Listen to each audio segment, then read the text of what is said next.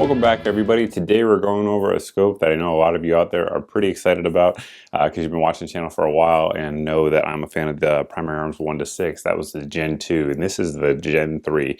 So it's a product improvement for sure. There's a few things that are updated and changed on it. We're going to get into all that coming up next. Of course, we are going to let the dogs take a look at it, make sure it's working all right first, come back in and look at the details, and at the end we'll let you know what we think of it overall.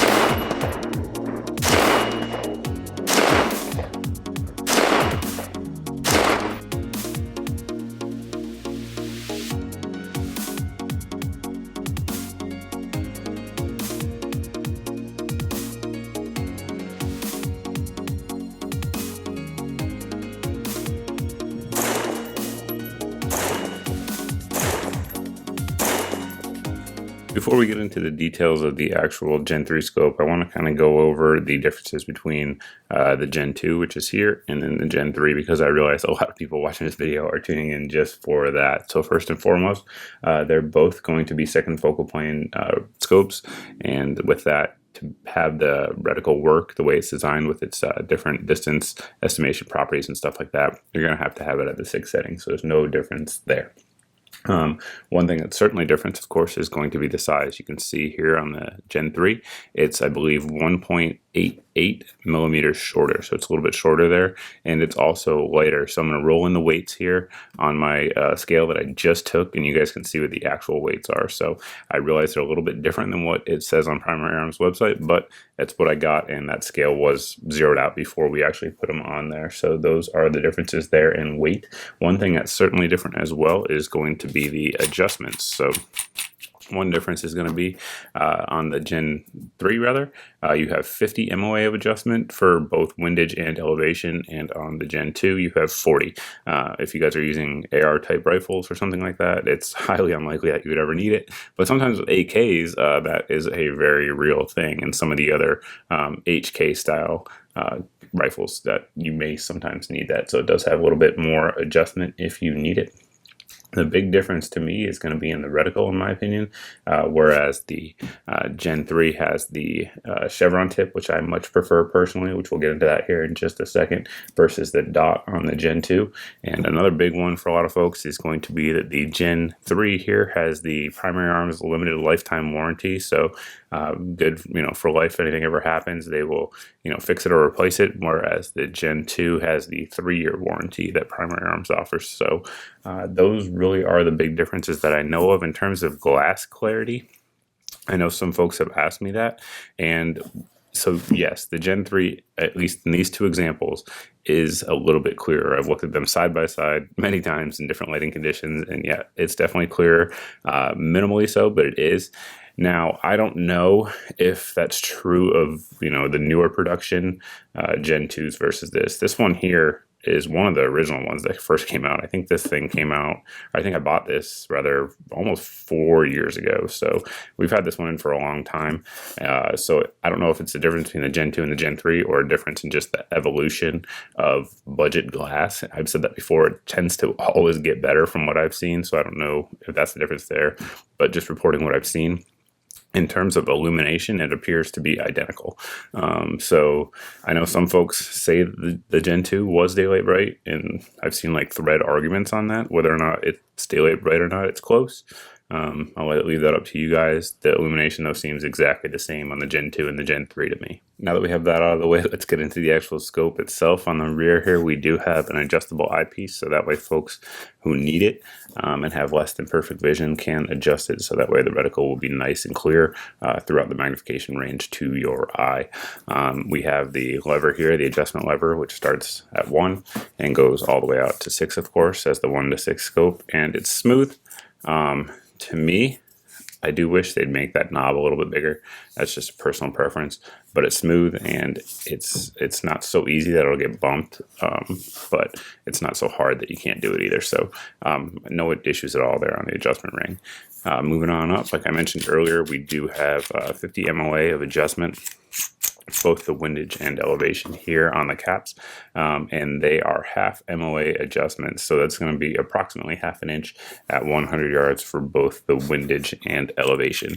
That definitely makes it pretty easy because the scope itself is designed to be zeroed at 100 yards for the reticle to work, for the BDC properties to work, with 556, 223, and 308 and 545 anyway. So for the illumination, the 0 is off and it goes up to 11 in increments of 1. 11 is really bright, and pretty much in just about any kind of lighting condition outside of extremely bright sunlight, you're going to have some sort of washout there on the reticle, but if you want it, it is there. Typically myself, I don't use the illumination unless it's dawn or dusk or something like that, but you know, it is nice to have it, particularly in those sort of low light type conditions like dawn and dusk. So battery here comes in on the side. If we can actually turn this and get it off, and you can see there it is a CR 2032 3-volt battery. It does come with it, and there are plenty available these days. I mean, you can get it on Amazon like everything else, but I've even seen them in Walmart, so they are out there. And they last pretty long. I'm not sure what the exact hours are, but I mean, I ran these for a few years. Again, I don't use the illumination too much, and only replace the battery once, so it does have a pretty good life. Now I want to get into the reticle just a little bit. I have several ACSS videos. I have one actually with Dimitri, the gentleman who created the reticle, where we go over this in painstaking detail. I think it's like 30 minutes long, so we're going to try to gloss over it and hit the high points here. So, all right, we have that chevron tip, which I really like. I mentioned that earlier in the video. The reason I really like it is if you're trying to do precision shooting or just get a really good zero to work with the other features of this reticle, in my opinion, it's much easier than using the dot and much more precise. So a dot, of course, is always limited to the MOA size it is in terms of how accurate it can be.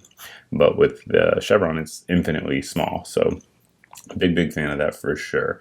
Then we have the donut around there, which aids in a couple things. Number one, it aids in fast target acquisition, particularly on the 1 setting, and it also gives you a lead point as well for windage holds or moving target holds. So moving on down, we have the 4, you'll see there, the 6, and the 8. So those are yards. So that's your ballistic holdover. The 5, of course, and the 7 are there. They're just not marked, so that way it doesn't clutter up the reticle. And those dots that you see on the side there, those are wind holds. Those are for a 5-mile-an-hour full value wind, meaning that the wind is coming directly across the way you're shooting. So if you have a 10-mile-an-hour wind, you can double it. And if you have a 2.5-mile-an-hour wind, you can sort of work halfway in between. So the little slash marks that you see on there, what those are is for ranging your targets. So the average person, according to doctrine anyway, is going to be 18 inches wide. So when you put that on somebody who's either in the prone facing you or standing up, and whatever distance it is that person fills up the entire width of that little bar, that is how far they are away approximately. So that's one way that you're able to use the BDC to range estimate. And it's not just people. You can do it on anything that's approximately 18 inches wide. And then if you move over to the right side there, those little black 4, 6, and 8 with the column, that's the same thing. It's another way to range estimate, folks. So the average person is going to be 5 foot tall, and if they're standing there, you can put their feet at the bottom, and if they go up to, let's say, the 6, then they're 600 yards away. Again, it's a range estimation, range exact. So if someone's 6 feet tall, it's going to be pretty darn close, particularly at that kind of distance. So that is how the reticle works overall. There's other features as well. If you guys are interested, definitely check that out. But that's sort of a quick view of how the BDC reticle works. We hit most of the highlights there. One thing I didn't mention though is that it is a 30mm tube, so any of your aftermarket scope mounts will work just fine with it. Ones we recommend here are going to be American Defense Manufacturing. Those mounts are great. Aero Precision, if you don't need the QD capability, and the one that we've been using on this particular one throughout the review is the Bobro. Great mount. It's a little bit more on the expensive side, but if you want a really nice mount, that's definitely one to look at. Of course, there are more out there that are good to go as well, but One difference between this and the Gen 2 is that's going to be a little bit more expensive as well. I'm not sure what the Gen 2 is going for currently, but I did check the Gen 3 just now before making this video, and these are going for $289 shipped. So you're still coming in sub $300 for a scope that has a lifetime warranty, the reticle that we talked about, and of course these scopes have built up a very good reputation, and this is right along those lines. So I think you got a lot going for it. I know one thing that people used to always post down below in my comments before, whenever I would review like the primary arms scopes, is, well, I'm just going to go with a Vortex because of the lifetime warranty. Well, they solved that problem, right? Not sure how many folks are actually ever using that warranty, but you don't have to worry about it this because it does have the new primary arms lifetime warranty, so you're good to go there. If you have a Gen 2, should you get a Gen 3? I don't know. It's a personal decision you guys have to make. It is an improvement though, albeit, you know, sort of improving around the edges. But I think we covered most of the details there. If you guys have any questions that I didn't cover though, you can always post down below in the comment section. You can also post over at my Facebook page as always. Thanks for watching, guys. Thanks for subscribing. If you're new here and aren't subscribed, please go ahead and hit that subscribe button, and we hope to see you in the next video.